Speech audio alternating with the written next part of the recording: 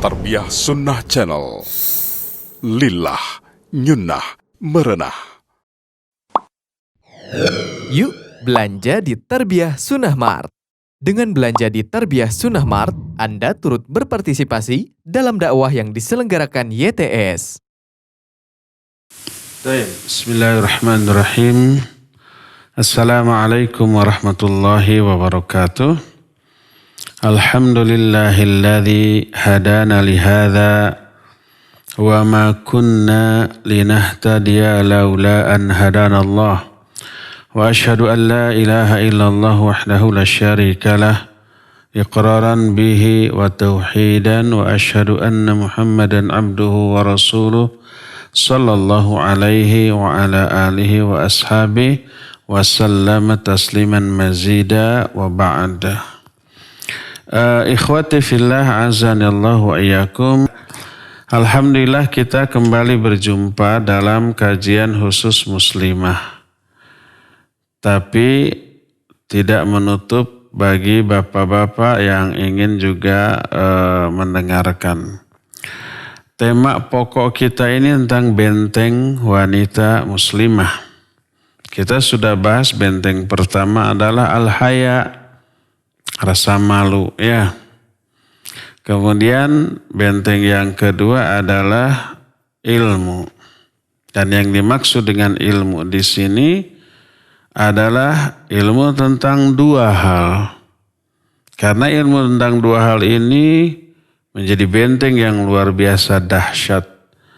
Bisa memperkuat iman, bisa memperkuat pertahanan di dalam menghindari berbagai macam godaan dan gangguan. Ilmu apa saja? Pertama, ilmu tentang Allah. Yang kedua, tentang syariatnya. Ilmu tentang asma dan sifat Allah secara benar. Dan ilmu pemahaman tentang agamanya secara mendalam. Ilmu dua macam ini yang menjadi apa? Menjadi pokok pangkal atau fondasi tumbuhnya iman di dalam hati. Sering kita jelaskan bahwa semua lafaz iman di dalam Al-Quranul Karim, di dalamnya sudah tercakup ilmu. Arti iman di sana adalah iman yang dilandaskan pada ilmu. Qad aflahal mu'minun. Sungguh telah berbahagia orang-orang yang beriman. Maksudnya iman yang lahir dari ilmu. Innalladzina amanu wa amilus solihat. Sesungguhnya orang-orang yang beriman dan beramal soleh. Iman di sana adalah iman yang lahir dari ilmu. Wal asri innal insana lafi khusr illalladzina amanu. Demi waktu asar sesungguhnya manusia itu rugi kecuali orang-orang yang beriman. Iman yang dimaksud di sini adalah iman yang lahir dari ilmu, ya. Jadi ilmu melahirkan iman. Makanya tak heran bila ilmu ini menjadi benteng yang kokoh bagi diri kita. Kenapa demikian? Sebab Allah Azza wa Jalla berfirman, fa'lam annahu la ilaha illallah. Ketahuilah, ilmuilah, fahamilah. Apa yang harus diketahui? Yang harus difahami? La ilaha illallah. Mempelajari isi kandungan la ilaha illallah. Mempelajari tentang la ilaha illallah melahirkan iman. Melahirkan benteng yang kuat berupa keimanan kepada Allah Azza wa Jalla. Kadar iman kita kepada Allah itu sangat bergantung atau sangat mempengaruhi benteng pertahanan kita. Dan kadar iman kita kepada Allah sangat ditentukan oleh seberapa mendalam ilmu kita tentang Allah Subhanahu wa ta'ala. Timbul pertanyaan, kenapa ilmu itu bisa melahirkan keimanan? Kita sudah jelaskan ilmu kita tentang Allah melahirkan mahabbah. Mahabbah itu apa? Cinta. kepada Allah. Dan cinta salah satu unsur dari keimanan. Termasuk yang sudah kita bahas, ilmu kita tentang Allah dan syariatnya akan melahirkan rasa takut dan juga harapan. Siapa yang tidak takut setelah mengenal Allah itu syadidul iqab. Allah itu maha dahsyat siksanya. Siapa yang tidak takut setelah melihat, mengetahui Allah itu maha mengawasi, Allah itu maha pembalas terhadap semua amal-amal baik ataupun buruk kita. Allah juga mengetahui isi hati manusia. Tak ada sesuatu pun yang tersembunyi dari diri Allah. Siapa yang tidak takut? Nah, selain takut, ada juga harapan. Ilmu tentang Allah, ilmu tentang syariat Allah melahirkan adanya roja kepada Allah. Roja itu adalah apa? Harapan. Perpaduan antara khauf dan roja, takut dan berharap, ini melahirkan tindakan yang sempurna. Karena rasa takut, dia hati-hati. Karena rasa takut, dia ini waspada. Karena ada rasa takut, dia menjauhi apa yang tidak disukai oleh Allah yang ditakutinya. Tapi bersamaan dengan itu, karena ada rasa harap, dia berupaya memperoleh apa yang bisa dia dapatkan dari Allah. Berupa cintanya, berupa ampunannya, berupa rahmatnya, berupa keridhoannya, berupa pahalanya, berupa surganya, dan seterusnya. Apa saja yang ada di sisi Allah, yang Allah janjikan kepada hamba-hambanya, itu menjadi harapan dia. Maka setiap ibadah yang dilakukannya tidak lepas dari khauf dan roja, dari raghaba wa rahaba, dari takut dan harap, harap-harap, cemas-cemas, H2 C2. Dan Allah ungkapkan itu dalam banyak Al-Quran. Coba perhatikan umpah Al-Quran dalam surah Al-Anbiya ayat yang ke-90 tentang orang-orang yang beriman. Allah menyatakan, innahum kanu yusari'una fil khairat wa yad'unana raghaba wa rahaba wa kanu lana khashi'in. Sesungguhnya orang-orang mukmin itu mereka berlomba-lomba dalam melakukan kebaikan. Wa yad'unana, dan mereka menyeru kepada kami, ibadah kepada kami, raghaban wa rahaba, dengan penuh rasa harap dan penuh rasa takut. Wa kanu lana khashi'in, dan mereka khusyuk kepada kami dalam ibadah. Kekhusyukan ini lahir karena ada raghaba wa rahaba, ada takut, ada cemas. Ada takut, ada cemas. Yaitu ada harapan, ada rasa takut, raghaba wa rahaba. Ya, takut, berharap terhadap apa yang ada di sisi Allah, berharap ibadah-ibadah kita diterima, berharap memperoleh ridhonya, ampunannya, rahmatnya, cintanya, pahalanya, surganya. Tapi takut juga, takut apa? Takut amalan ini ditolak oleh Allah Azza wa Jalla. Karena ada cacat, kekurangan, penyimpangan selama ibadah. Takut Allah murka, takut Allah benci, takut Allah melaknat, takut Allah subhanahu wa ta'ala tidak berkenan terhadap amal yang kita lakukan. Dua-duanya ada, dan ini dimiliki oleh setiap mukmin, dan Allah ungkapkan hal ini dalam Al-Quran. Dan ini merupakan pujian Allah kepada orang mukmin yang ketika ibadah ada rasa takut, ada rasa cemas, ada rasa harap kepada Allah. Coba lagi perhatikan Al-Isra ayat ke-57. Allah berfirman, ulaika alladzina yad'una yabtaguna ila rabbihimul wasilah ayyuhum aqrabu wa yarjuna rahmatahu wa yakhafuna 'adzabahu inna 'adzaba rabbika kana mahdhura. Kata Allah, orang-orang mukmin itu, Orang-orang yang selalu berdoa kepada Allah, menyeru beribadah kepada Allah, dan selalu mencari cara, selalu mencari jalan untuk bisa kepada Allah, selalu berupaya siapa di antara mereka yang lebih dekat kepada Allah Azza wa Jalla. Mencari wasilah ini artinya cara dan jalan untuk bisa mendekat kepada Allah, yaitu dengan cara melaksanakan syariatnya, menjauhi larangannya, dan ketika melaksanakan syariatnya dengan cara-cara yang juga disyariatkan, yang juga dicontohkan. Nah, terus apa yang mereka rasakan ketika berupaya mendekat kepada Allah? Wa yarjuna rahmatahu wa yakhafuna adzabah. Mereka mengharapkan rahmat Allah dan juga takut akan azabnya. Ini karakter orang mukmin tidak lepas dari khauf dan juga roja, ya. Yang menunjukkan khauf dan roja ini merupakan unsur dari keimanan.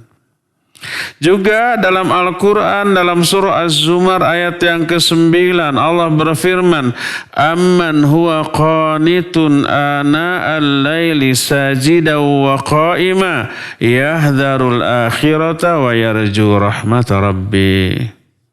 Mana sih yang lebih baik? Orang yang tidak ibadah atau orang yang qanit sepanjang malam? Qanit itu terus taat ibadah sepanjang malam, sajidan wa qa'iman, sambil bersujud dan juga berdiri, beribadah sepanjang malam dalam bentuk salat, yahdharul akhirata, karena takut, waspada terhadap hari akhirat, wa yarju rahmata rabbih, dan berharap terhadap rahmat Allah Subhanahu wa ta'ala. Jadi orang mukmin karakteristiknya ketika beribadah, ketika menjalani hidup ini diungkapkan oleh Allah di dalam Al-Quranul Karim, itu tak lepas dari adanya khauf dan roja. Adanya rasa takut, adanya rasa harap. Menunjukkan khauf dan roja ini unsur keimanan. Iman bertambah, kalau khauf bertambah, roja juga bertambah. Khauf itu takut, roja itu harapan. Ya, ini semua menunjukkan harapan atau roja termasuk salah satu unsur keimanan. Iman bertambah kalau roja bertambah. Ya. Nah, roja ini salah satunya lahir dari ilmu. Ilmu melahirkan harapan. Ilmu tentang apa? Tentang Allah dan tentang syariatnya. Bagaimana cara kerja ilmu tentang Allah dan syariatnya bisa melahirkan harapan?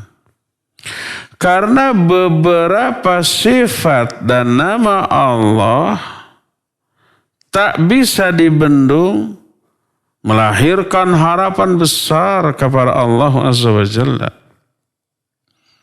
Melahirkan harapan yang tidak akan pernah putus untuk memperoleh apa yang ada di sisi Allah. Karena apa? Lihat beberapa sifat Allah yang membuat kita ini memiliki harapan besar. Di antara sifat-sifat itu yang sudah kita pernah bahas, Allah itu Al-Wahhab, Allah itu Maha Pemberi. Disebut dengan Al-Wahhab, bukan Al-Wahib. Kalau Al-Wahib memberinya sekali dua kali dengan jumlah yang terbatas. Kalau Al-Wahhab terus memberi setiap detiknya, sekalipun kepada manusia atau makhluk yang durhaka.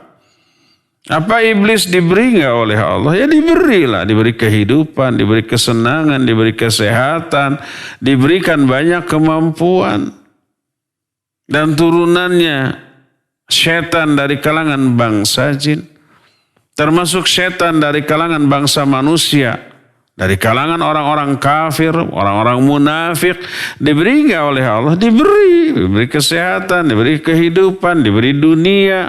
Ya, mana yang lebih banyak orang kaya? Orang kafir atau orang muslim? Lebih banyak orang kafir yang kaya. Siapa yang lebih banyak yang berkuasa? Orang muslim atau orang kafir? Orang kafir lebih banyak yang berkuasa, ya. Oleh karena itulah maka orang durhaka pun Allah kasih, Allah beri. Karena Allah itu Al-Wahhab. Setiap detik nggak pernah berhenti itu pemberian Allah kepada kita. Setiap detik kita diberikan kesehatan, diberikan kenyamanan dalam menjalani hidup. Masih bisa bernafas walaupun di tengah mewabahnya virus corona. Masih bisa makan, masih bisa minum, masih bisa tertawa, tersenyum, masih bisa istirahat, masih bisa tidur. Bahkan mungkin tidurnya lebih banyak.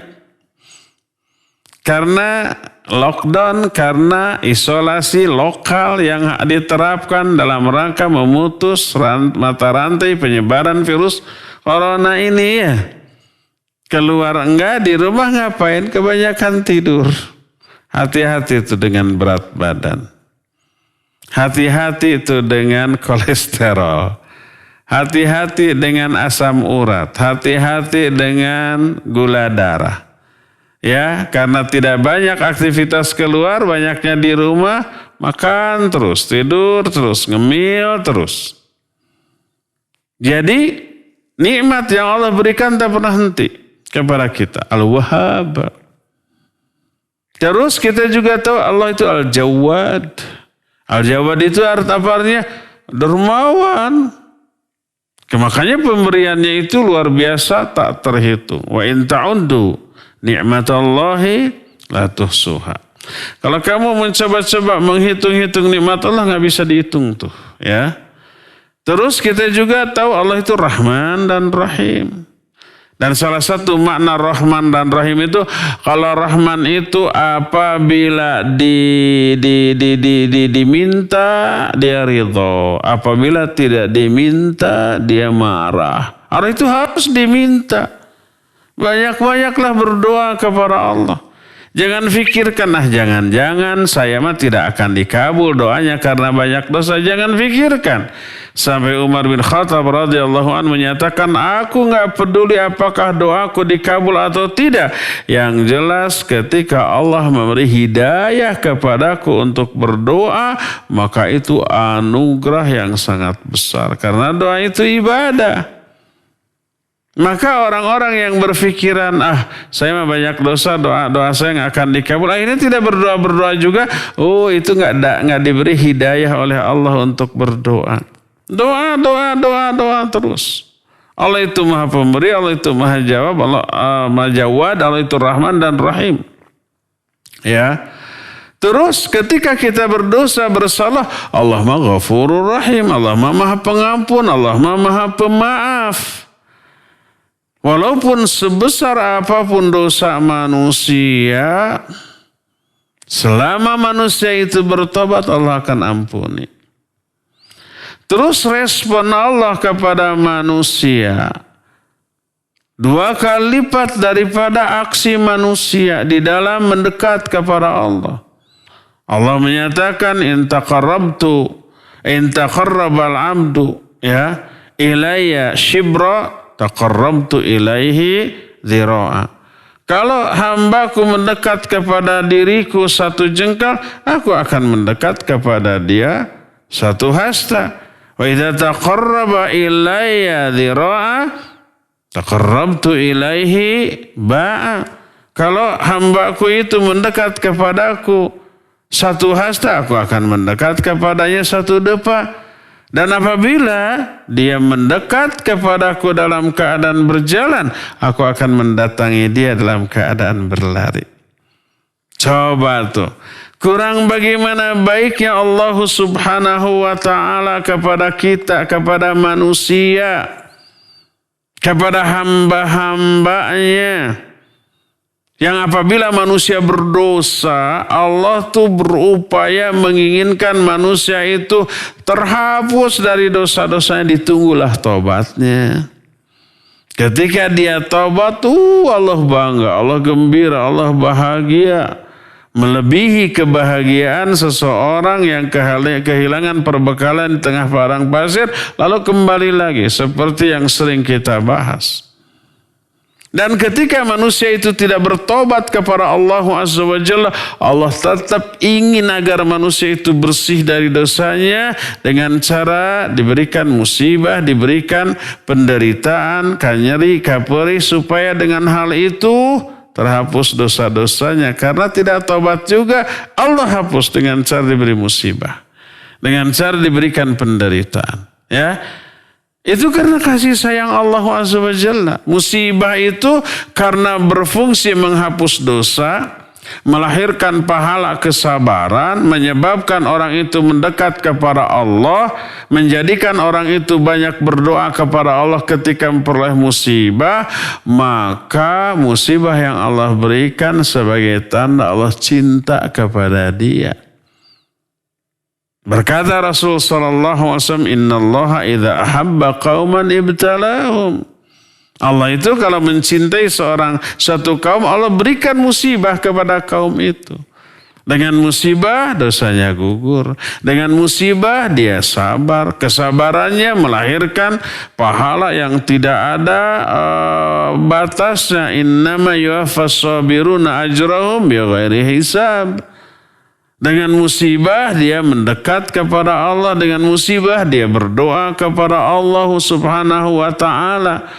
Dengan musibah lebih banyak kebaikan yang dia peroleh daripada kerugiannya. Makanya musibah tanda cinta Allah kepada manusia. Ditambah lagi dengan kaidah ketika Allah Azza wa Jalla menghisab manusia.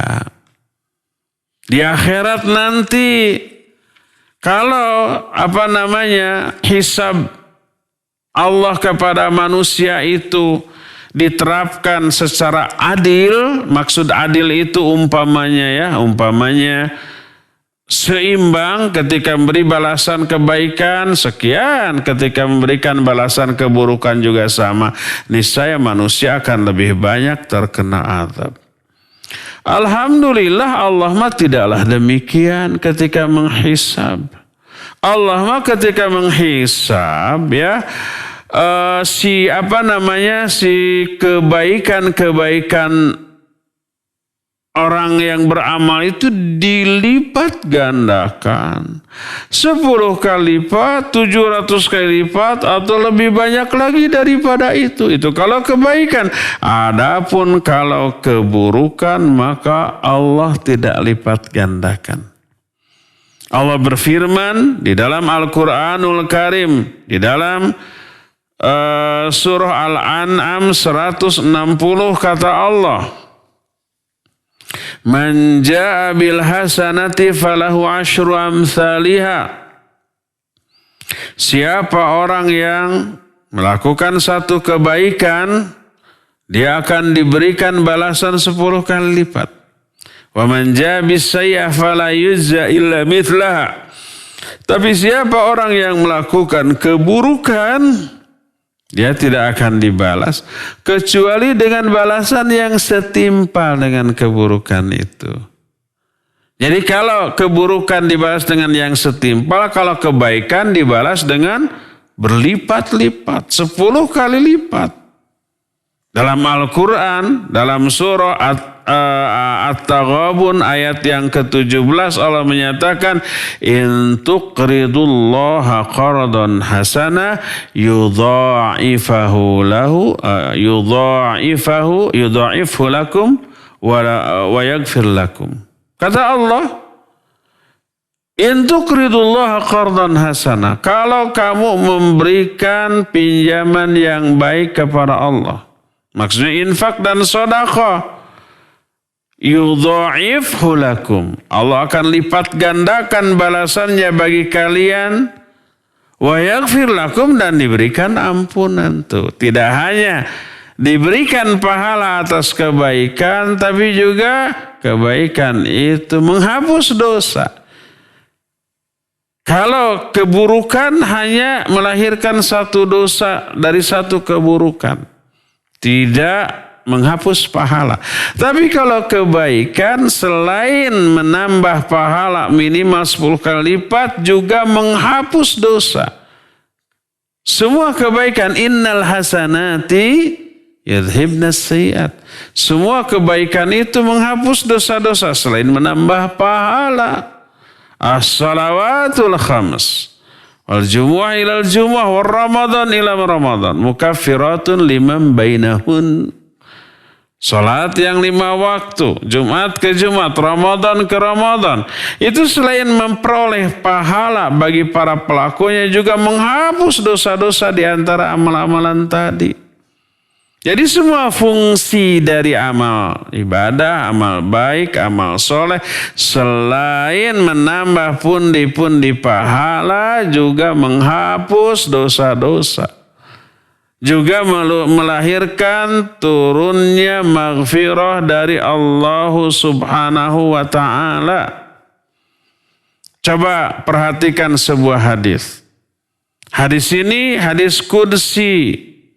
Allah Azza wa Jalla berfirman, al-hasanatu bi asyri amsalihha aw azid was-sayyi'ah wahidatun aw aghfiruha law laqitani bi qurabil ardi khataya ma lam tusyrik bi laqituka bi qurabiha maghfiratan. Hadis kursi ini sahih diriwayatkan oleh Imam Al-Hakim.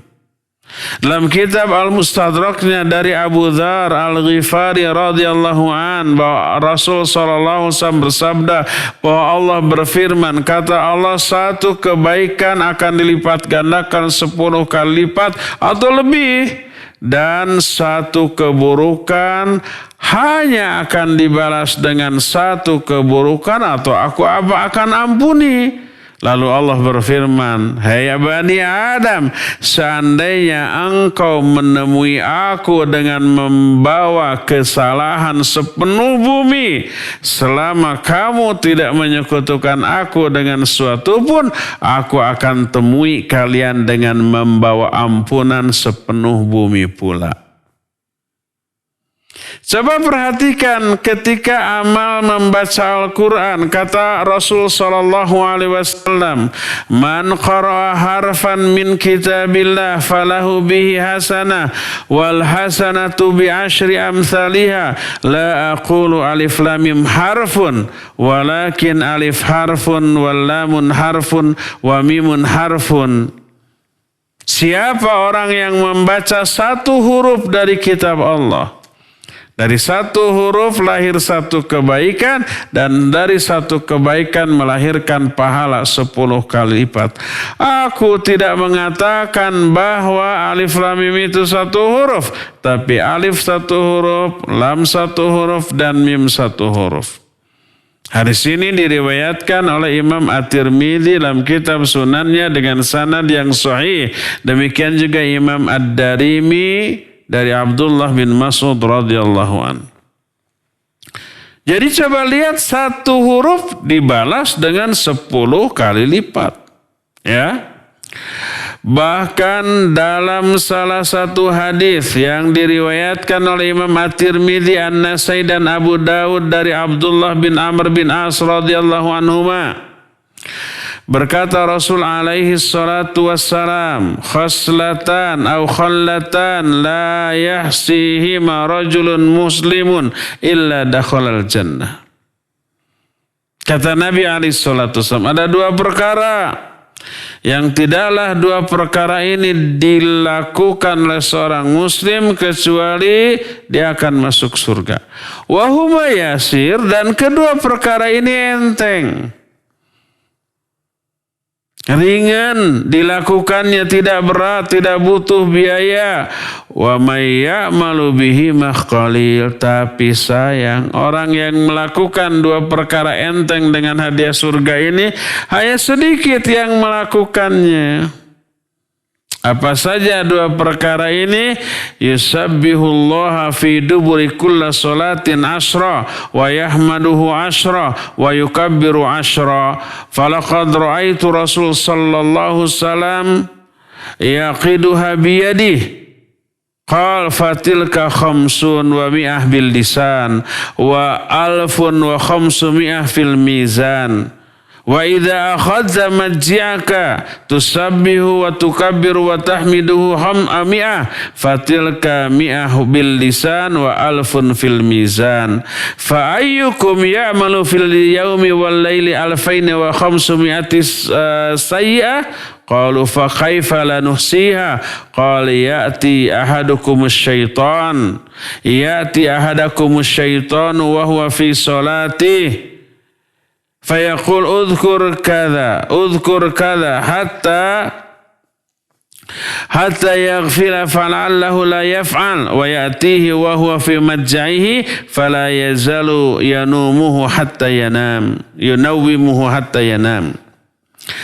Kata Nabi SAW, dua perkara ini yang enteng ini adalah bertasbihlah kepada Allah seusai sholat 10 kali, tahmid 10 kali, takbir 10 kali. Baca subhanallah 10 kali, baca alhamdulillah 10 kali, baca Allahu Akbar 10 kali, seusai setiap sholat. Aku melihat Rasul SAW menghitung itu dengan jarinya, dengan buku-buku jari. Bukan dengan tasbih.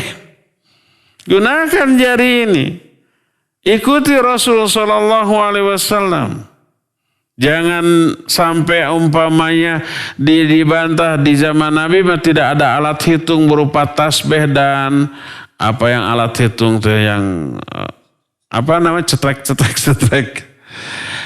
Kata siapa betul alat hitung modern sekarang nggak ada. Tapi tasbih mas jauh sebelum Islam datang sudah ada. Para pendeta agama Buddha dan Hindu pakai tasbih itu tanya. Kadang-kadang mereka kalungkan di lehernya. Kadang-kadang hanya mereka pegang di tangannya. Nabi SAW tidak memakai tasbih. Beliau menghitung zikirnya dengan apa? Dengan tangan. Ya, itulah 150 dengan lisan, tapi 1.500 dalam timbangan. Jadi kalau umpamanya tasbih 10 kali, tahmid 10 kali, terus takbir 10 kali. Berapa tuh? 30 kali. Sekali sholat. Dalam sehari 5 kali sholat kan? 30 kali 5 berapa? 150 kali di dalam lisan, tapi 1.500 kali dalam timbangan. Itulah yang dilakukan oleh Rasul SAW, memberikan iming-iming, stimulan, support kepada manusia untuk beramal dengan amal ini. Ya, ini amalan yang pertama nih, melakukan tasbih seusai sholat. Loh kok 10 kali? Bukankah selama ini kita mengamalkan 33 kali? Mana yang benar? Dua-duanya benar. Boleh 10 kali, boleh 11 kali, boleh 25 kali, boleh 33 kali. Semuanya berdasarkan hadis yang sahih.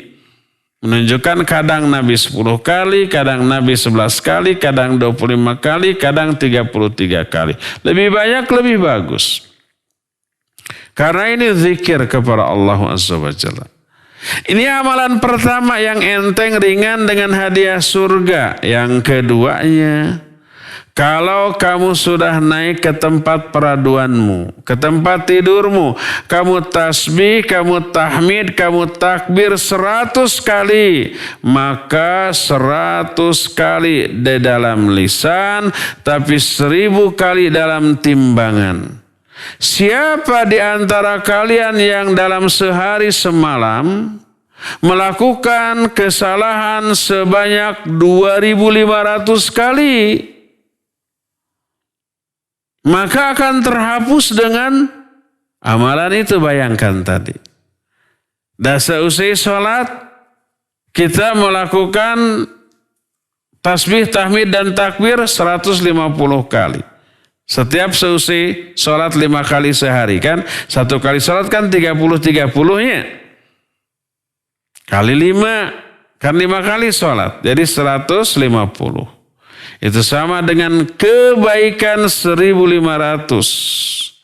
Terus menjelang tidur 100 kali. Jadi berapa? 250 kali. 250 kali pahalanya 2.500. Karena 10 kali lipat. Selain dapat pahala, menghapus 2.500 dosa. Makanya Nabi SAW menyatakan, siapa di antara kalian yang dalam sehari semalam melakukan kesalahan 2.500 kali, maka ini akan terhapus dengan amalan tadi. Tapi bagaimana kami kok bisa lalai wahai Rasulullah? Beliau menyatakan, setan datang kepada kamu di dalam sholatmu. Lalu setan membisikkan, ingat ini, ingat itu, sampai dia lalai. Dan begitu di dalam sholat ingat urusan dunia, dia ingin segera seusai sholat melakukan urusan dunia tadi. Makanya begitu assalam, dia langsung berdiri tanpa zikir, langsung mengerjakan apa yang dia fikirkan di dalam sholat tadi. Lalai betah dari amalan ringan dengan hadiah surga tadi.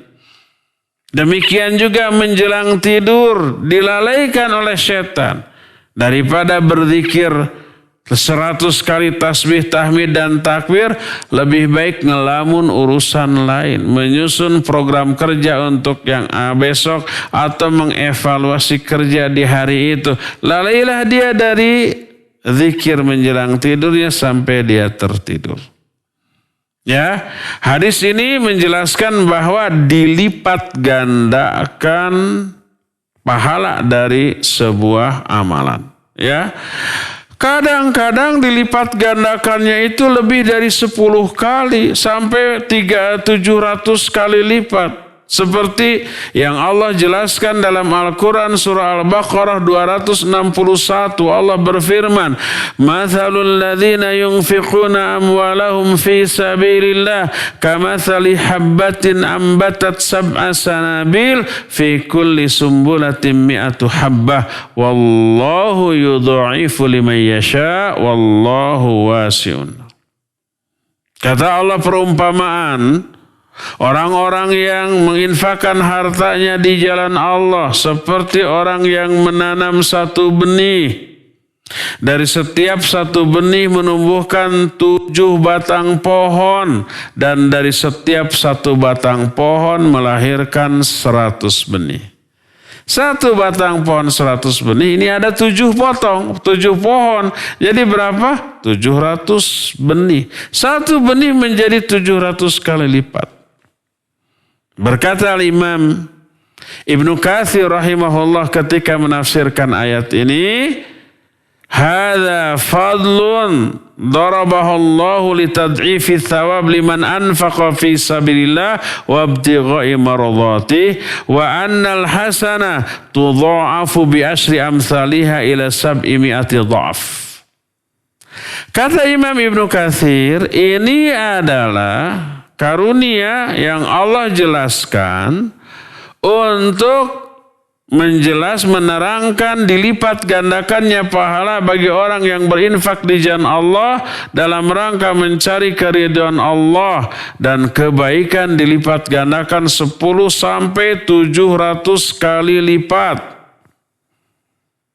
Berkata Sa'id bin Jubair ketika menafsirkan ayat ini, mathalul ladzina yunfiquna amwalahum fi sabilillah, perumpamaan orang yang menginfakkan harta di jalan Allah, maknanya adalah yakni fi taatillah, yaitu menginfakkan hartanya di dalam ketaatan kepada Allah Subhanahu wa taala.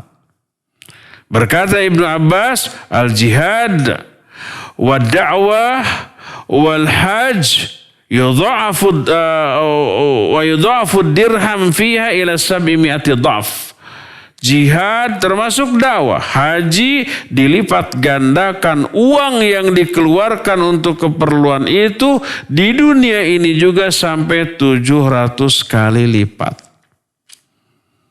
Dan menjadi penyebab dilancarkannya seluruh pintu rizki dan usaha. Makanya kalau umpamanya kita usaha sedang mandek, rizki ini seret, pintu rizki ini kok selalu tertutup bagi kita, coba infak. Coba sedekah di jalan Allah Azza wa Jalla. Mungkin tertutupnya pintu rizki, diseretkannya rizki bagi kita ini disebabkan karena seretnya dan tertutupnya pintu infak dalam hati kita. Yang terfikirkan hanya untung, tapi tidak pernah kepikiran untuk apa? Untuk mengeluarkan sesuai dengan perintah Allah Azza wa Jalla.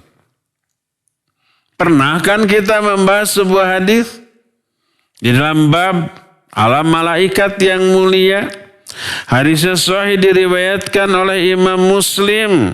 Seseorang berjalan di tengah padang pasir yang panas. Tiba-tiba dia mendengar suara dari langit tanpa terdengar wujudnya. Suara itu menyatakan, asqi hadiqata fulan. Hujani itu kebun si fulan, disebut namanya. Tapi dalam hadis ini tidak disebut. Pokoknya si fulan, si anu gitu. Maka tiba-tiba aku melihat ada awan di atas, kemudian berkumpul di suatu tempat. Kemudian hujan pun turun hanya di tempat itu. Aku berlari memburu tempat itu. Dan aku melihat ada aliran air akibat hujan tersebut. Aku telusuri aliran air itu dan sampai di sebuah kebun. Dan aku melihat ada seseorang yang sedang mengatur aliran air tersebut ke kebun dia. Orang itu penasaran lalu ditanya, wahai hamba Allah, masmuka ya Abdullah, masmuk. Wahai hamba Allah, siapa namamu?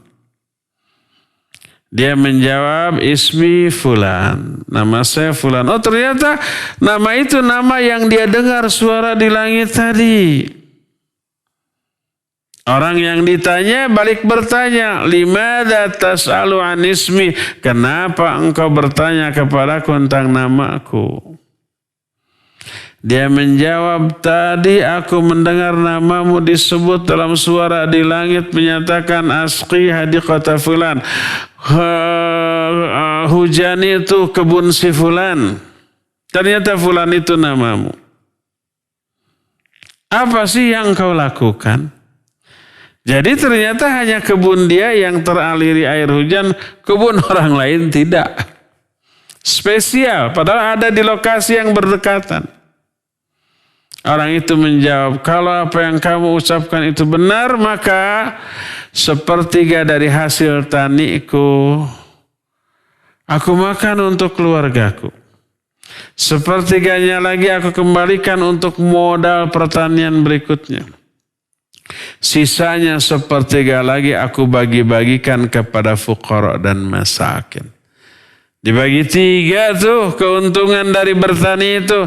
Sepertiga untuk nafkah dia dan keluarga, sepertiga untuk modal, sepertiga lagi disedekahkan. Oh ini yang menjadi penyebab kenapa Allah Azza wa Jalla hanya memberikan hujan kepada kebun dia. Makanya kan kita tak heran banyak kita mendapati pasar-pasar atau toko-toko apalah pakaian di mal-mal, di pasar-pasar modern gitu ya. Dagangnya berdampingan, barang yang didagangkannya sama ya enggak? Harganya sama, kualitasnya sama, barangnya sama, semuanya sama. Tapi kok toko ini membludak? Toko yang sebelahnya sepi, padahalnya sama, harga sama, barang sama. Pernah gak kita melihat pemandangan seperti itu? Ya pernah. Ini sayuran, ini buah-buahan berdampingan, harga sama, barang sama, semua sama. Tapi kenapa yang ini penuh, yang itu sepi? Allah yang ngatur. Ini salah satu di antara keutamaan infak di jalan Allah Azza wa Jalla. Ya. Jadi Allah Subhanahu wa Ta'ala memberikan balasan yang berlipat ganda kepada siapa? Kepada orang-orang yang beramal. mengetahui hal itu bahwa amal baik manusia pahalanya dilipat gandakan. Ya di dunia ya di akhirat, muncul harapan besar dalam diri kita. Harapan untuk selamat. Harapan untuk memperoleh pahala yang jauh lebih banyak daripada dosa. Harapan untuk memperoleh ridho, rahmat dan surga Allah Azza wa Jalla. Harapan untuk selamat dari murka dan azabnya di dunia ataupun di akhirat. Karena ternyata Allah membalas berkali-kali lipat atas amal baik seseorang, dan sebaliknya amal buruk hanya dua kemungkinan. Mungkin diampuni oleh Allah karena rahmatnya, atau mungkin saja Allah tetap mengadab tapi tidak melebihi kadar dari dosanya. Nih, kaidah Allah di dalam menerapkan hisab ini begitu menguntungkan hamba. Maka muncullah harapan dalam diri kita. Ini kaidah pertama, dilipat gandakannya amal perbuatan manusia dari segi pahala. Kedua, digantinya keburukan dengan kebaikan, digantinya dosa dengan pahala. Ada dosa-dosa dihapus, diganti dengan pahala. Luar biasa tuh. Ibarat kita di dunia ini punya hutang, hutangnya dilunasi dikasih hadiah. Hutangnya dihapus dianggap lunas, kemudian dikasihlah hadiah. Dua kali untungnya. Penghapusan hutang dan diberikan hadiah. Nah, di dalam menghisab Allah menerapkan kaidah ini. Bagi orang-orang tertentu, diantaranya orang-orang yang taubat kepada Allah Azza wa Jalla.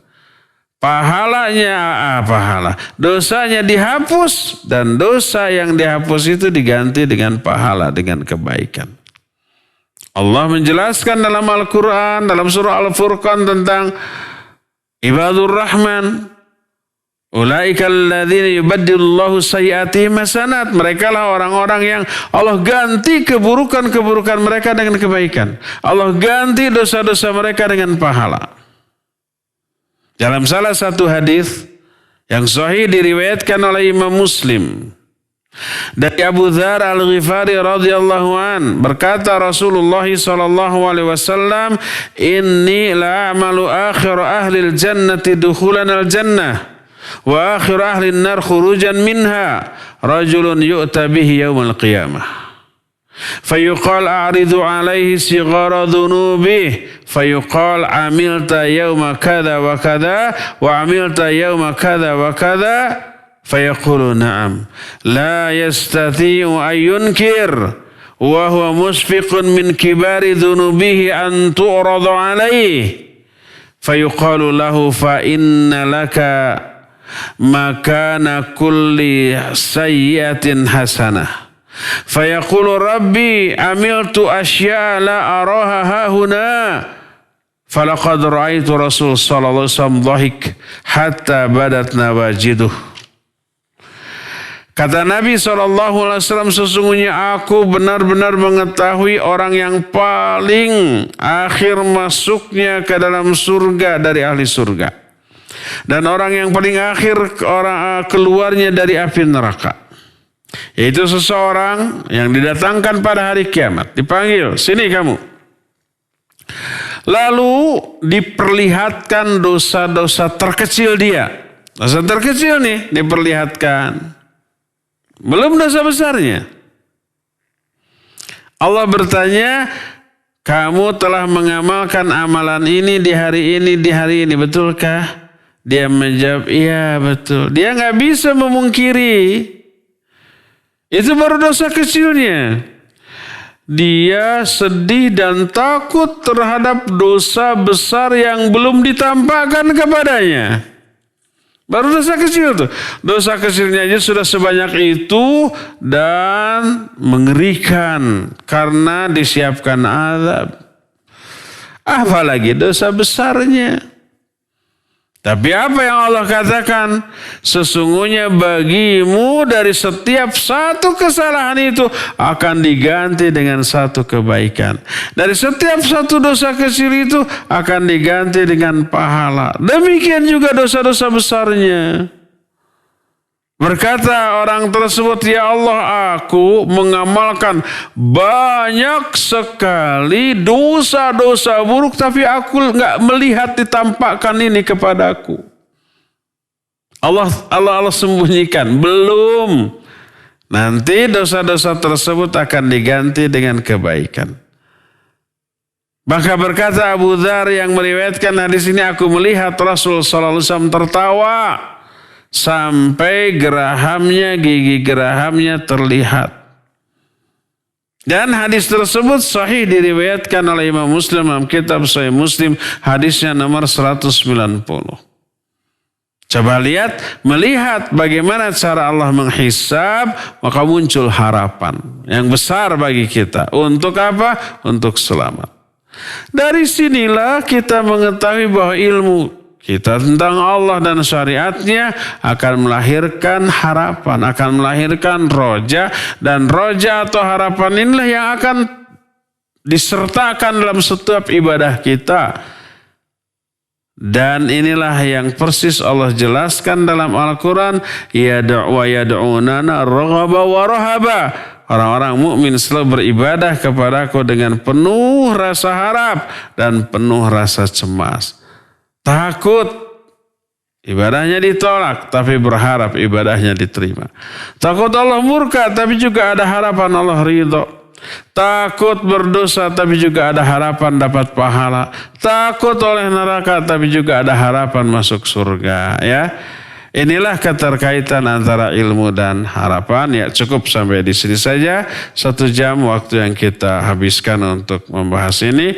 Dan kita masih punya sisa waktu untuk bertanya jawab kepada Muzain di samping saya. Dipersilakan untuk memandu tanya jawab dengan pendengar dan pemirsa. Wa sallallahu ala nabiyina Muhammadin wa ala alihi wa wasallam. Silakan.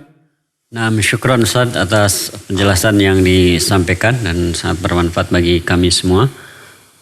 Untuk selanjutnya kami buka sesi tanya jawab. Kami persilakan kepada yang akan bertanya bisa melalui telepon langsung di nomor 022 86862637 atau melalui pesan singkat di nomor 081122714776.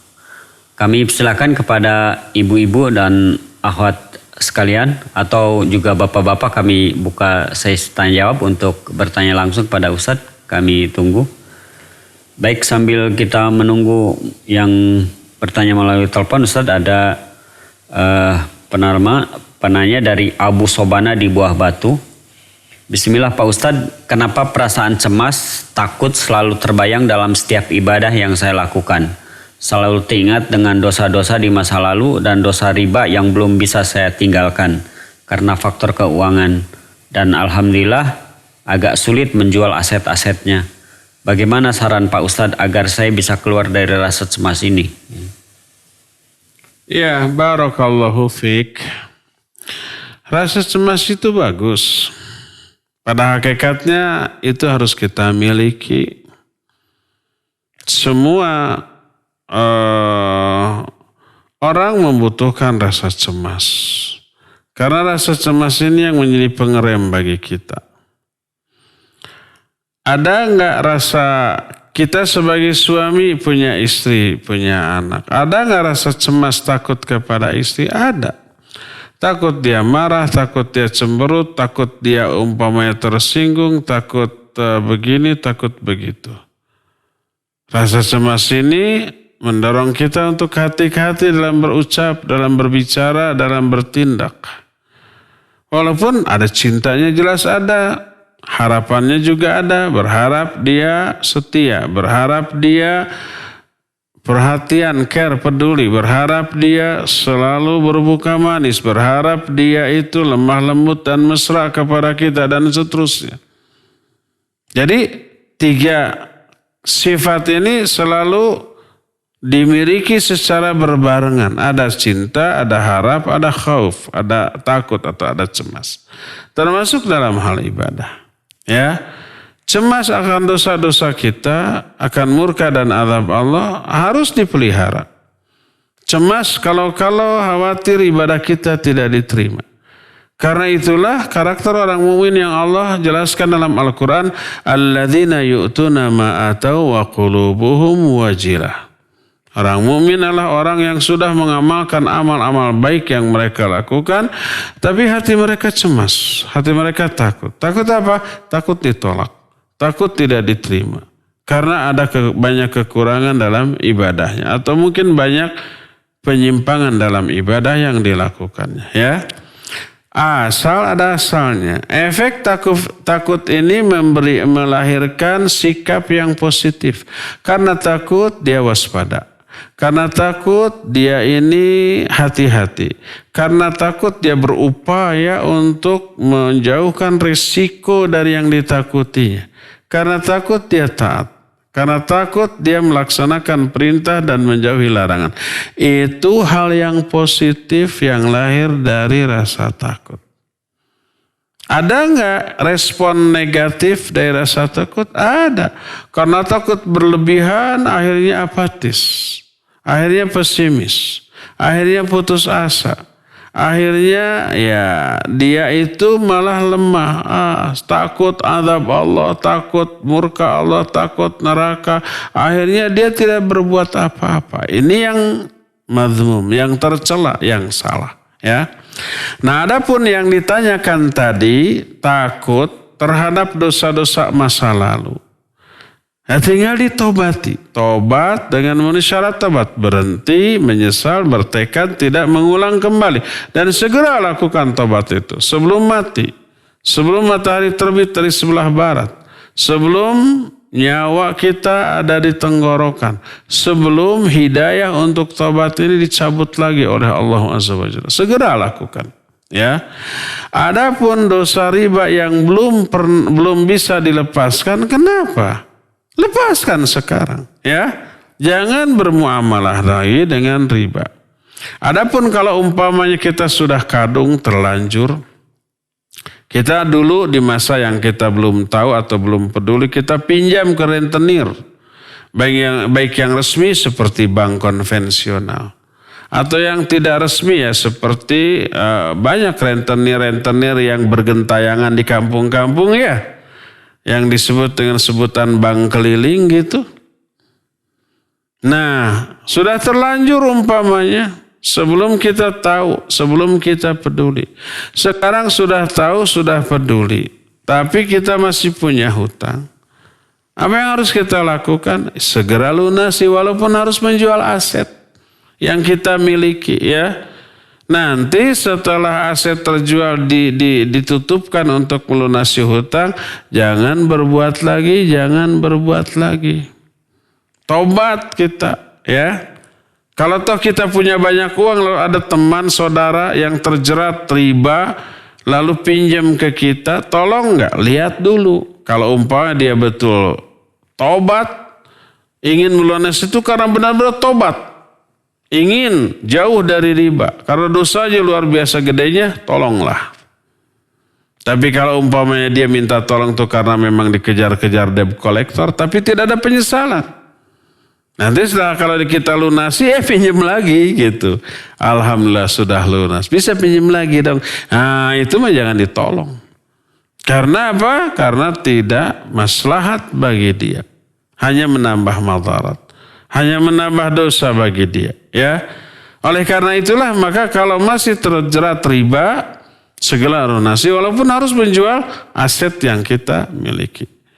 Loh, kenapa sekarang aset yang kita miliki susah untuk terjual? Mungkin ya kita lihat, permudah ketika jual. Kalau umpamanya harga standar, harga pasaran menyebabkan kita susah untuk menjual barang itu, nggak perlu. Siapa penawar yang tertinggi walaupun masih di bawah harga pasar jual. Permudah jual beli, jangan dipersulit. Mungkin rezeki kita bukan dari menjual barang itu, tapi ketika kita mempermudah dalam menjual, nanti Allah akan buka pintu rezeki bagi kita dari arah yang lain, dari pintu yang lain. Ya, Jangan dipersulit ketika menjual atau ketika membeli. Ya, cari harga tertinggi lalu boleh dijual. Itu saja. Kemudian yang kedua, ya jangan lupa banyak berdoa dan banyak bertobat. Mungkin salah satu di antara sulit lakunya aset yang mau kita jual, salah satunya karena dosa yang belum kita tobati. Tobati dosa itu, permudah dalam menjualnya, Allah akan mudahkan insyaallah ya. Wallahu a'lam bishawab. Silakan. Ya, syukran Ustaz atas jawabannya. Sekali lagi kami panggil antum semua, para pendengar juga pemirsa untuk bertanya langsung kepada Ustaz melalui telepon di nomor 022 8686 2637. Bapak-bapak juga boleh untuk bertanya ya. Ada pertanyaan dari Nancy di Sukaluyu, Bandung, Ustaz. Assalamualaikum, Afwan Ustaz. Saya mau bertanya tentang amalan sholawat Jibril untuk mendatangkan rizki. Hukumnya bagaimana? Karena ada teman yang katanya kesulitan ekonomi, kemudian mengamalkan sholawat Jibril, dia kemudian cepat dapat solusi dari masalahnya. Tapi saya ragu, rasanya kok tidak pernah ada riwayat Rasulullah mengamalkan ini. Syukron wa jazakallahu khair atas penjelasannya. Semoga Ustaz dan keluarga selalu dalam lindungan dan rahmat Allah Ta'ala. Amin ya Rabb. Ya, amin wa iyyakum. Ya barakallahu fiik. Apa yang dimaksud sholawat Jibril? Wallah. Saya baru mendengar ada sholawat Jibril. Ya. Wallahu a'lam. Apa yang dimaksud dengan sholawat Jibril? Pertama, terus terang saya baru mendengar sholawat Jibril.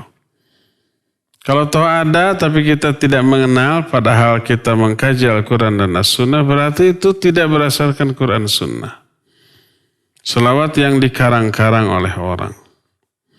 Adapun kalau umpama sholawat Jibril itu akan bisa memperlancar rizki, mana dalilnya, mana Qurannya, mana hadisnya.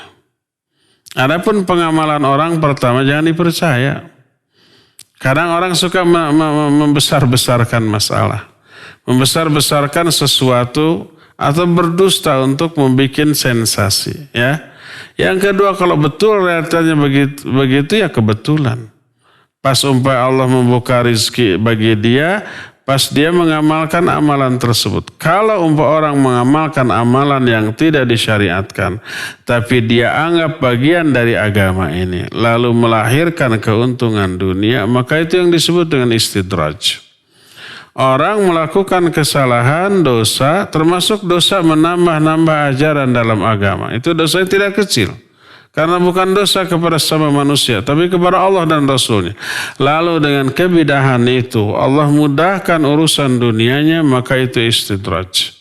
Setiap perbuatan dosa dan maksiat, tapi kok kepentingan dunianya selalu dilancarkan oleh Allah. Selalu digampangkan, dimudahkan oleh Allah. Maka itulah istidraj. Hanya menambah dosa yang bertumpuk-tumpuk, mengundang azab yang lebih dahsyat lagi daripada sebelumnya. Ya, nanti kita akan cari keterangan tentang apa yang dimaksud dengan sholawat Jibril tersebut. Wallahu a'lam. Silakan. Ya, syukran Ustaz atas jawabannya.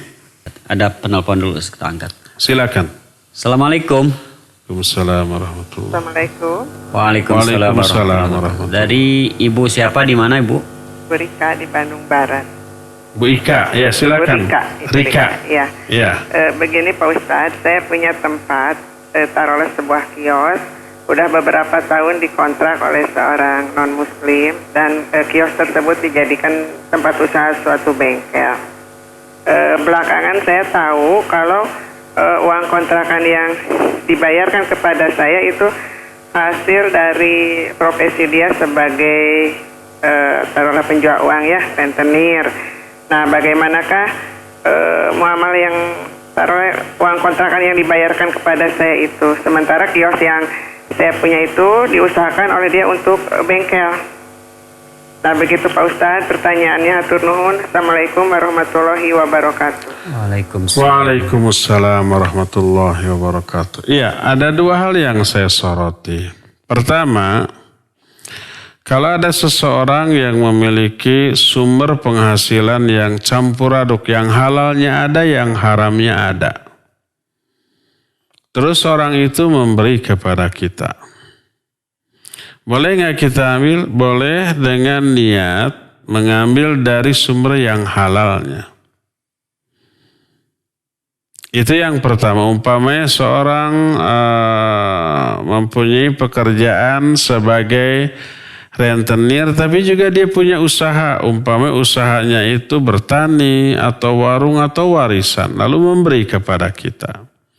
Dari mana sumber uangnya? Apakah dari hasil merenten-rentenkan uang atau dari yang halalnya? Kita kan nggak tahu. Nah, niatkan mengambil dari yang halalnya. Sama dengan kasus tadi ibu penyewa kios, ibu Rika tadi membuka bengkel. Ada untung nggak dari sana? Ya ada. Dan itu bengkel itu usaha yang halalnya. Tapi dia punya usaha yang haramnya itu meriba-ribakan uang.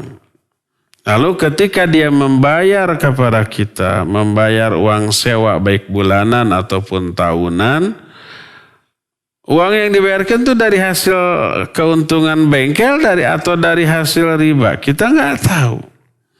Ambil dengan niat mengambil dari sumber yang halalnya. Ini yang pertama ya. Yang kedua sekarang. Andai orang itu hanya punya satu sumber dan sumbernya haram. Sumbernya haram. Lalu kita melakukan muamalah dengan dia dengan cara muamalah yang secara syar'i boleh. Seperti jual beli. Contoh nyata begini. Kita punya toko. Lalu datang pegawai bank. Pegawai bank ini murni gajinya dari bank, nggak punya penghasilan lain. Jadi haram bagi dia. Lalu si pegawai bank itu membeli barang dari kita. Membeli gula, kopi, kue. Uangnya uang dari hasil gaji dari bank tersebut yang haram bagi dia.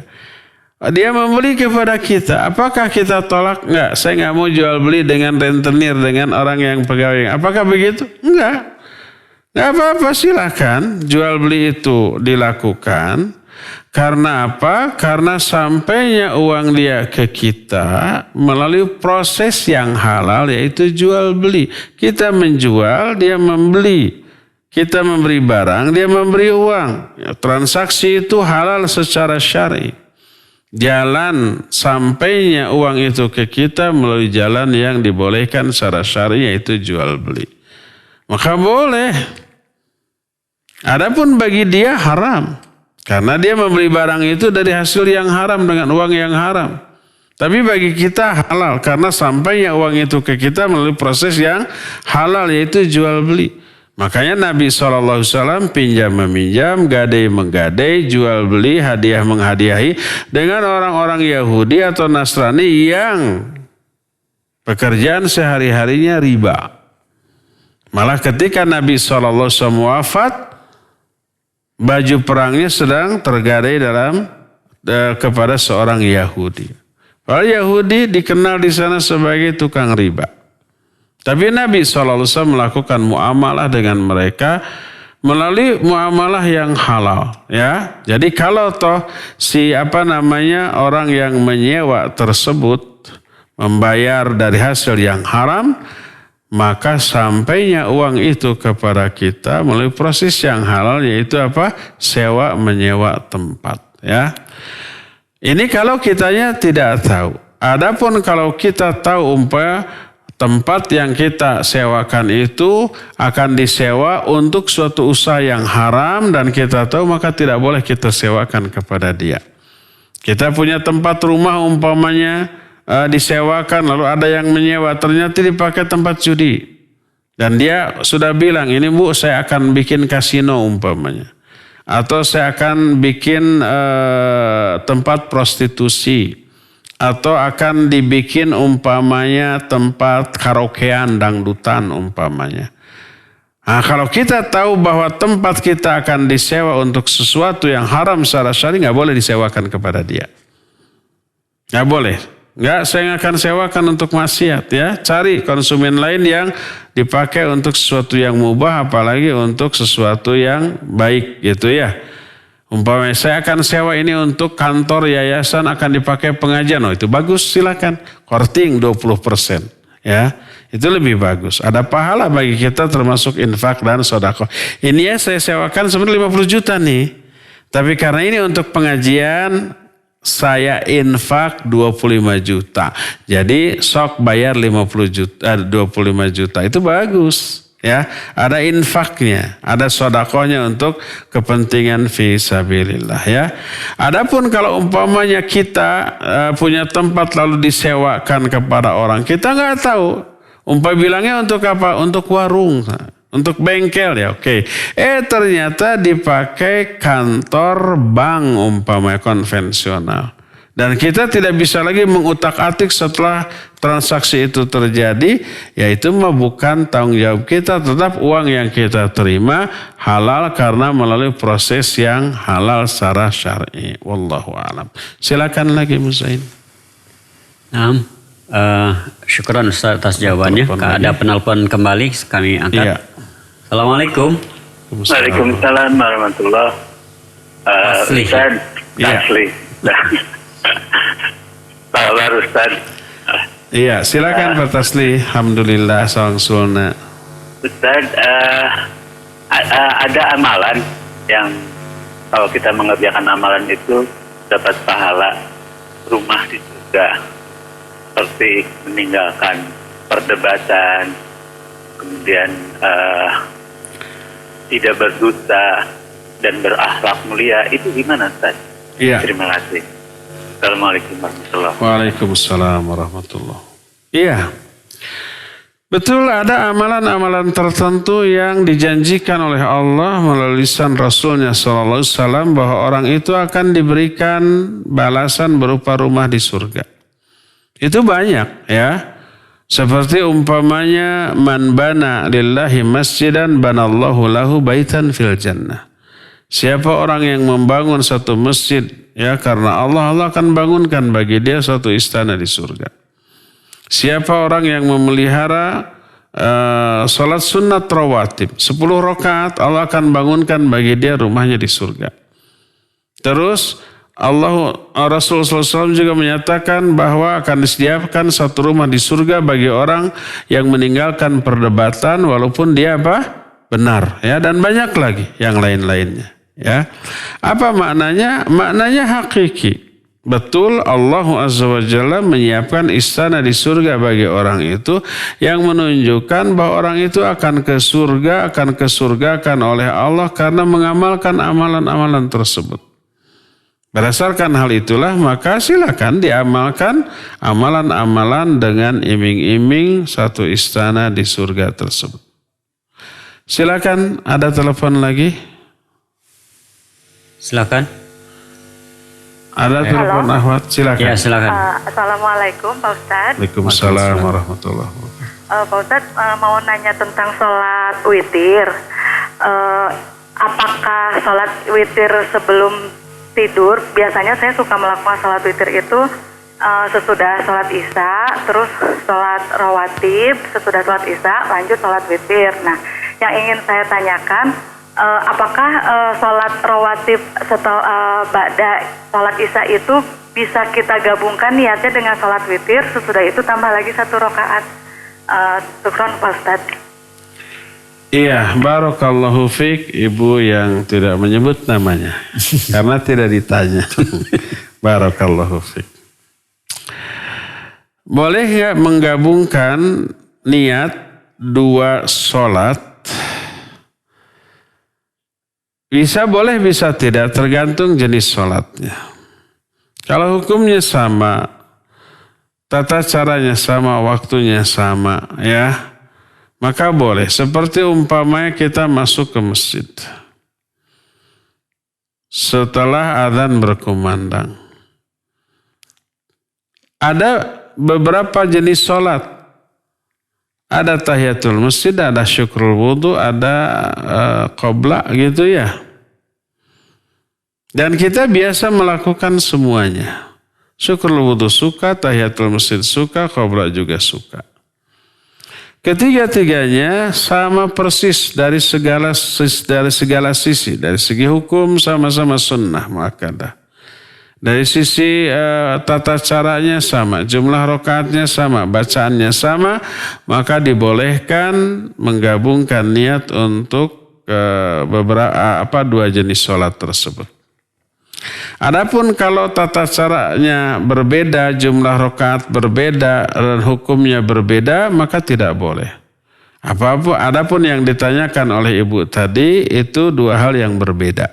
Antara sholat sunat witir dengan sholat ba'da isya tidak boleh digabung niatnya. Umpamanya 2 rakaat witir, 2 rakaat ba'da isya itu rawatib sekaligus diniatkan 2 rakaat pertama witir.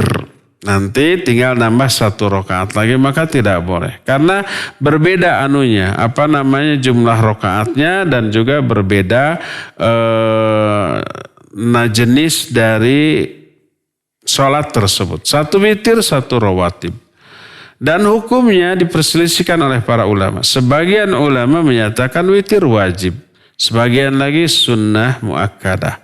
Jadi sebaiknya ibu sholat saja ba'da isya 2 rakaat, setelah itu silakan witir 3 rakaat, 2-1 boleh, atau 3 rakaat sekaligus dengan 1 salam juga boleh. Nanti kalau malam bangun tinggal tahajud tanpa witir lagi. Wallahu a'lam.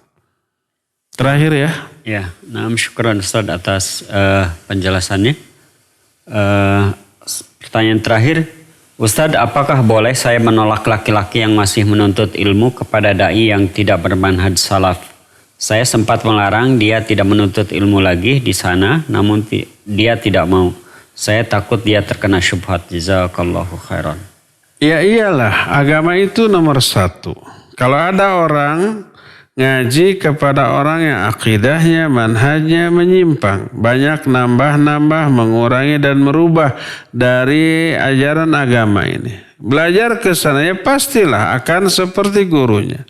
Ya, suruh untuk belajar kepada orang yang lurus akidahnya, manhajnya, keilmuannya. Ya, boleh nggak ditolak? Ya boleh, karena urusan agama nomor 1. Kalau pemahamannya keliru, menyimpang, akhirnya akidahnya banyak menyimpang, tauhidnya banyak salah dan keliru, dan itu berimbas pada apa?